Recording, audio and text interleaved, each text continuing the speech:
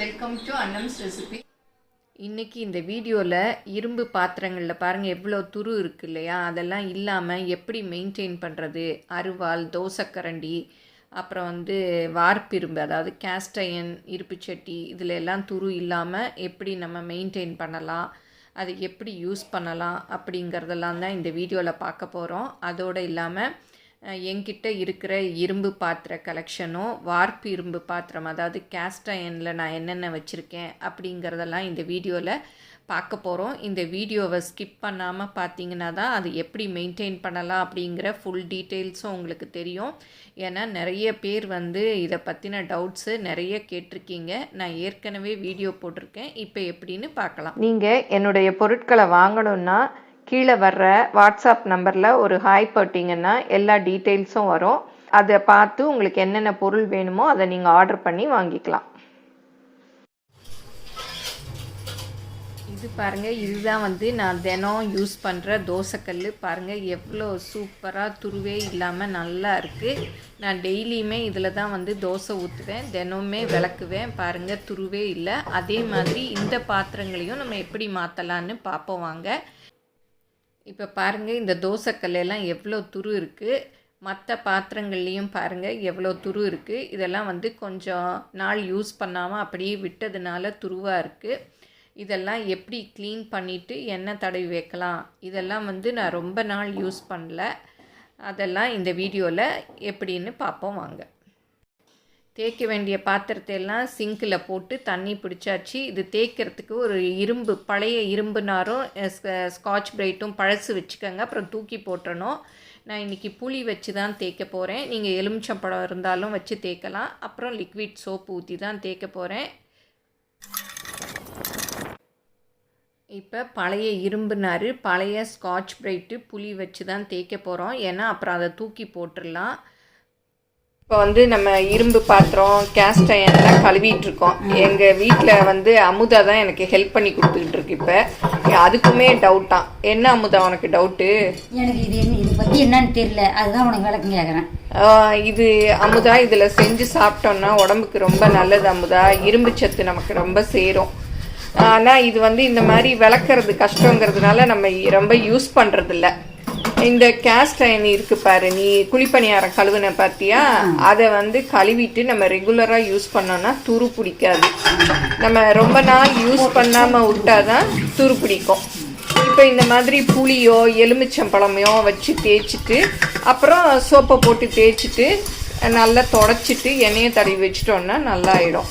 இப்போ பாரு, நம்ம இதை செஞ்சு காமிக்கிறேன். அப்போவே உனக்கு புரியும். இப்போ உன் டவுட்டு கிளியர் ஆயிடுச்சா? சரி. இப்போ எங்கள் அமுதா தான் எனக்கு எல்லாமே ஹெல்ப் பண்ணி கொடுத்துக்கிட்டு இருக்காங்க. கொஞ்ச நாள் யூஸ் பண்ணாமல் இருந்ததுனால துருவாயிடுச்சு. இப்போ எப்படி நிறைய பேர் கேட்டிருந்தீங்க இது எப்படி யூஸ் பண்ணுறதுன்னு, அதுக்காக தான் இந்த வீடியோ எடுத்துகிட்ருக்கேன். இப்போ எப்படி கழுவி தொடச்சி யூஸ் பண்ணலான்னு பார்ப்போம். இப்போ அமுதா எல்லாத்துக்கும் புளி தேய்ச்சி வச்சிட்டிங்க இல்லையா, இனி சோப்போ நம்ம பாத்திரம் விளக்குறோம் இல்லையா, அந்த சோப்போ சபீனாவோ போட்டு கழுவிட்டு எடுக்க வேண்டியது தான். எப்போவுமே விளக்குறதுக்கு இந்த லிக்விட் சோப் தான் வச்சுருப்பேன், அதையே தான் போட்டு இப்போ விளக்க போகிறோம். நீங்கள் உங்கள் வீட்டில் என்ன சோப்பு வச்சுருக்கீங்களோ அதை போட்டு விளக்கிக்கலாம். ரொம்ப ஈஸி தான். நம்ம ரெகுலராக யூஸ் பண்ணிகிட்டே இருந்தோன்னா துருலாம் பிடிக்காது. ரொம்ப நாளைக்கு விட்டுட்டோன்னா இந்த மாதிரி ஆகிடும். ஆனால் ஒரு நாள் இந்த மாதிரி செஞ்சிட்டோன்னா அப்புறம் நல்லாயிருக்கும்.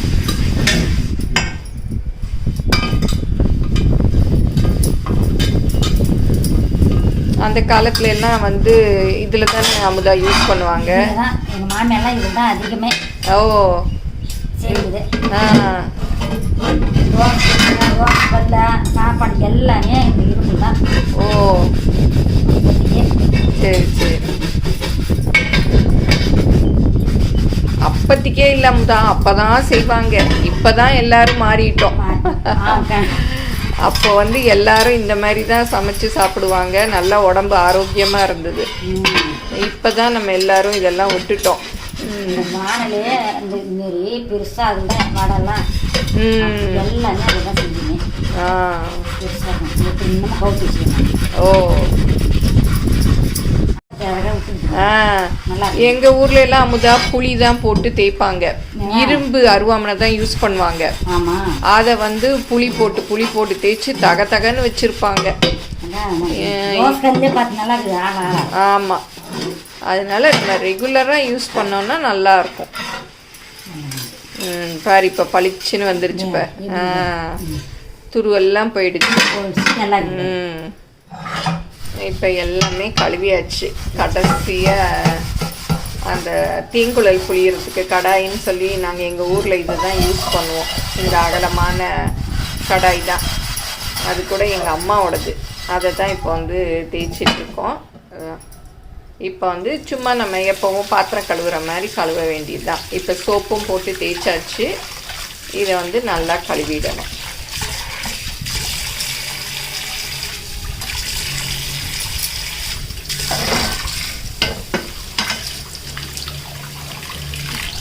பாருங்க, நல்லா துருவெல்லாம் போயிடுச்சு.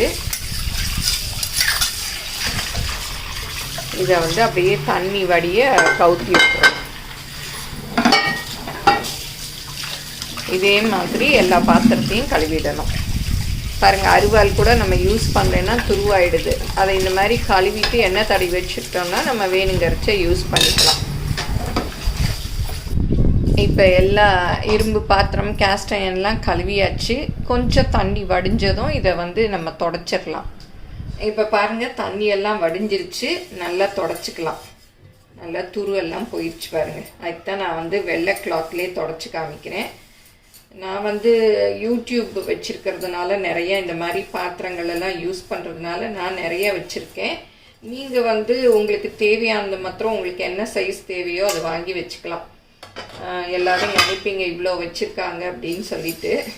இதெல்லாம் வந்து ஒரே நாளில் வாங்கினதில்லை, அப்பப்போ பார்க்கறச்ச தேவைப்படுறத வாங்கினது தான். சிலது அம்மா கொடுத்தது, அந்த மாதிரி பாத்திரங்களும் இருக்குது. இந்த மாதிரி நல்லா ஈரம் இல்லாமல் தொடச்சி வச்சிடணும். அப்போ தான் வந்து துரு பிடிக்காது. இது பாருங்கள், இரும்பு தோசைக்கல். ஏன்னா தோசைக்கு ஒன்று, சப்பாத்திக்கு ஒன்றுலாம் நம்ம வச்சுக்க வேண்டியிருக்கு. தோசை ஊற்றுற கல்லில் சப்பாத்தி போட்டோன்னா அப்புறம் தோசை ஊற்ற வராது. அதனால வந்து வச்சுருக்கேன். நான் எப்போவுமே நான்ஸ்டிக் அதெல்லாம் யூஸ் பண்ணுறதில்ல, எனக்கு பிடிக்கவும் பிடிக்காது அதில் ஊற்றுற தோசையெல்லாம். எப்போவுமே இரும்பு தான். இதுதான் நான் வந்து முன்னாடி ஊற்றின இரும்பு தோசைக்கல். இப்போ தான் வந்து நான் அந்த கேஸ்ட் அயன் வாங்கினதுலேருந்து இதில் ரொம்ப ஊற்றுறதில்ல. அதுலேயே ரொம்ப நல்லா வருது, நான்ஸ்டிக் மாதிரியே வருது. பாருங்கள் எப்படி ஃபஸ்ட்டு எப்படி இருந்தது, இப்போ எல்லாமே எப்படி ஆயிடுச்சுன்ட்டு. இதே மாதிரி எல்லாத்தையும் தொடச்சிக்கணும். நம்ம தண்ணியோடு விட்டோம்னா தான் வந்து அது துரு பிடிச்சிரும். இந்த மாதிரி தொடச்சி வச்சிட்டோம்னா நல்லா க்ளீன் ஆகிடும். பாருங்கள், இது கேஸ்ட் அயன். நான் நிறைய வீடியோஸில் இந்த கடாய் யூஸ் பண்ணியிருப்பேன். நல்லா ஈரம் இல்லாமல் தொடச்சிக்கணும். தொடச்சி கொஞ்சம் நேரம் வச்சிட்டிங்கன்னா நல்லா காஞ்சிரும். அப்புறம் வந்து நம்ம தேங்காய் எண்ணெயோ இல்லை நம்ம சமையலுக்கு யூஸ் பண்ணுற எண்ணெயோ தடவி வச்சிடலாம். உங்களுக்கு வெயில் நல்லா அடிக்கும்னா நீங்கள் வெயிலில் கூட காய வச்சுக்கலாம். இப்போ வந்து இதில் வந்து எண்ணெய் தடவி வச்சிடலாம். அப்போ தான் வந்து இதே மாதிரி இருக்கும் நம்ம யூஸ் பண்ணுறச்ச. இல்லாட்டா திரும்பவும் வந்து அந்த ஈர மாய்ச்சர் இருந்ததுன்னா அப்புறம் துரு பிடிச்சிரும். நான் வந்து தேங்காய் எண்ணெய் வந்து ஊற்றி தடவுறேன். நம்ம சமையலுக்கு யூஸ் பண்ணுவோம் இல்லையா, அந்த தேங்காய் எண்ணெய். நீங்கள் சமையலுக்கு நம்ம கடலை எண்ணெய் எல்லாம் ரீஃபைண்ட் ஆயில் யூஸ் பண்ணுறோம் இல்லையா, அது கூட நீங்கள் யூஸ் பண்ணிக்கலாம். நம்ம சமையல் பண்ணுறதுனால சமையலுக்கு யூஸ் பண்ணுற எண்ணெய்கள் யூஸ் பண்ணிக்கணும். இங்கே பாருங்கள், இந்த மாதிரி ஒரு துணியில் இந்த எண்ணெயை தொட்டுட்டு இந்த இதில் அப்படியே தடவிடணும். அப்படியே தடவி வச்சிட்டிங்கன்னா துருவே பிடிக்காது, நல்லா இருக்கும். உள்ளேயும் நல்லா தடவிக்கணும். பாருங்கள், துருலாம் போயிடுச்சு, எவ்வளோ நீட்டாக இருக்குது பாருங்கள். இதை நிறைய பேர் கேட்டிருந்தீங்க, எப்படி மெயின்டைன் பண்ணுறது, அப்படி கருப்பாயிடுது அப்படின்னு சொல்லிட்டு. அதுக்கு தான் நான் ஏற்கனவே இந்த வீடியோஸ் எல்லாம் புதுசு வாங்கி பழக்கிறதெல்லாம் கூட போட்டிருக்கேன். இப்போ அதனால தான் சரி இன்னைக்கு எடுத்து எல்லாம் க்ளீன் பண்ணேன், அதையும் உங்களுக்கு காமிச்சிடுவோம் அப்படின்னு தான் பண்ணிட்டுருக்கேன். இப்போ இந்த தோசை கல்லுலேயும் இப்படி தடவிடலாம். நல்லா எண்ணெய் வந்து எல்லா இடத்துலையும் படணும்.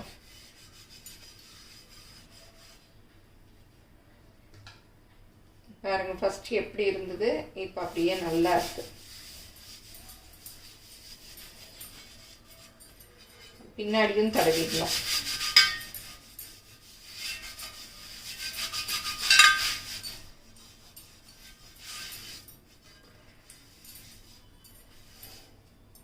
இந்த இரும்பு வந்து இப்போ மிஷின்லே செஞ்சு வர்ற இரும்புன்னு சொல்லி இந்த மாதிரி ஒரு ஐட்டம் வருது.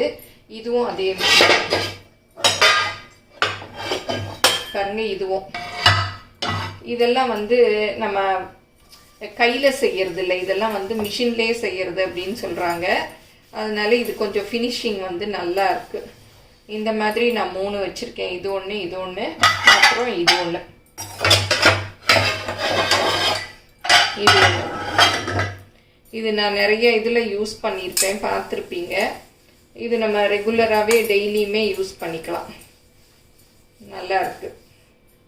அப்பளம் பொரிக்கலாம். சின்னதாக வாங்கி வச்சிட்டோன்னா அப்பளம், வடை இதுக்கெல்லாம் கொஞ்சமாக எண்ணெய் ஊற்றி இதில் வந்து பொரிச்சிக்கலாம்.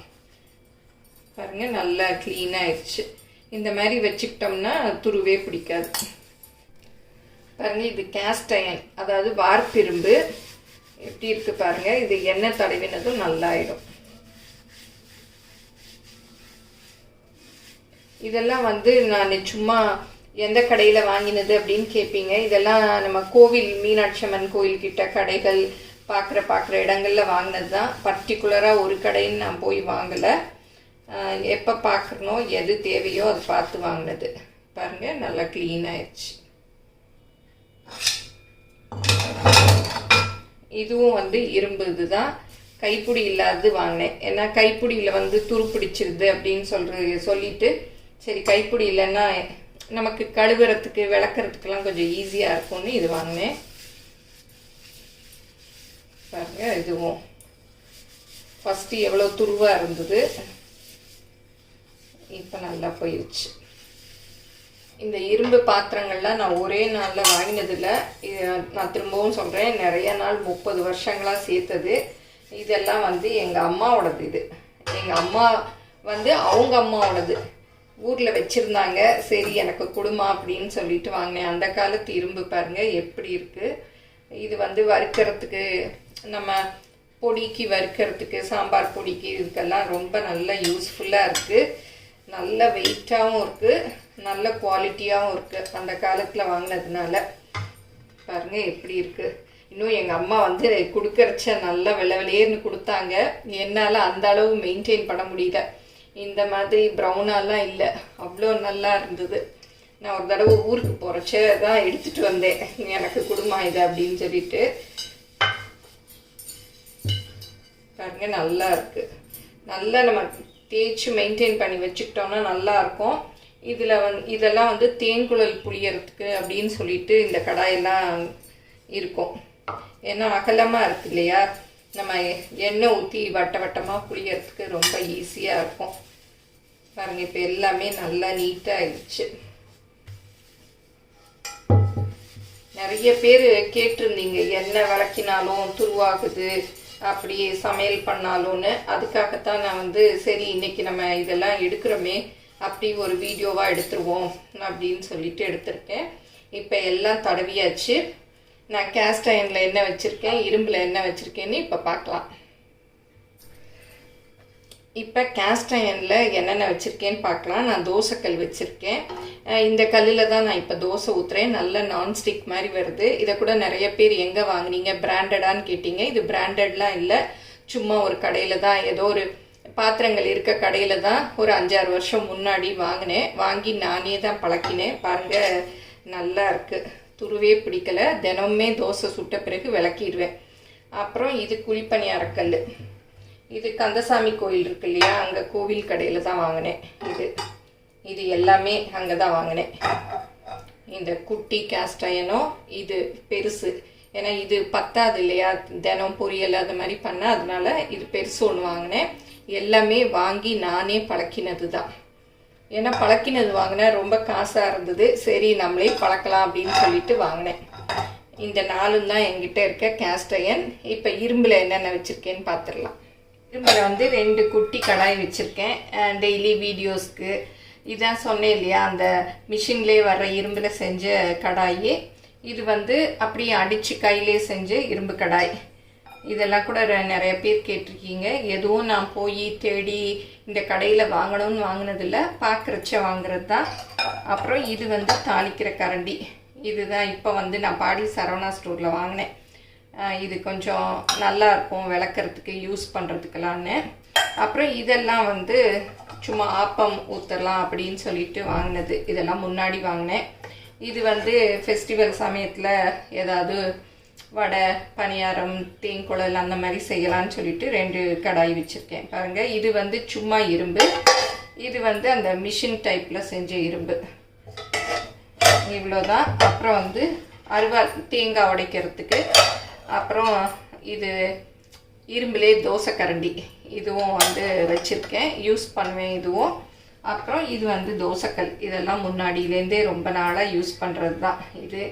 இதெல்லாம் வந்து மதுரையில் ஆனந்தா ஸ்டோரில் மதுரையில் இருக்கிறச்ச வாங்கினது. அப்புறம் இதுதான், இது வந்து எங்கள் அம்மா கொடுத்ததுன்னு இப்போ சொன்னேன் இல்லையா, இது பெருசு. இப்போ எங்கள் அம்மா கிட்ட ஒரு 2 வருஷம் முன்னாடி வாங்கிட்டு வந்தது. அப்புறம் இது நானே கல்யாணத்தில் எங்கள் அம்மா இது வந்து சீராக கொடுத்தது. ஆன்லைனில் என்னுடைய பொருட்களை வாங்கணுன்னா shop.annamsrecipes.com அப்படிங்கிற சைட்டுக்கு போனீங்கன்னா என்னுடைய ப்ராடக்ட் லிஸ்டெல்லாம் இருக்கும். அதில் எது வேணுமோ அதை செலக்ட் பண்ணி நீங்கள் வாங்கிக்கலாம். Credit card, debit card options எல்லாம் இருக்குது, நீங்கள் ஆர்டர் பண்ணி வாங்கிக்கலாம். இந்த வீடியோ உங்கள் எல்லாருக்கும் பிடிச்சிருக்கும்னு நினைக்கிறேன். பிடிச்சிருந்தா லைக் பண்ணுங்கள், உங்கள் ஃப்ரெண்ட்ஸுக்கும் ஷேர் பண்ணுங்கள். மறக்காமல் எங்கள் சேனலை சப்ஸ்கிரைப் பண்ணுங்கள். ஃபேஸ்புக், இன்ஸ்டாகிராமில் அன்னம்ஸ் ரெசிபீஸை ஃபாலோ பண்ணுங்கள். தேங்க்யூ.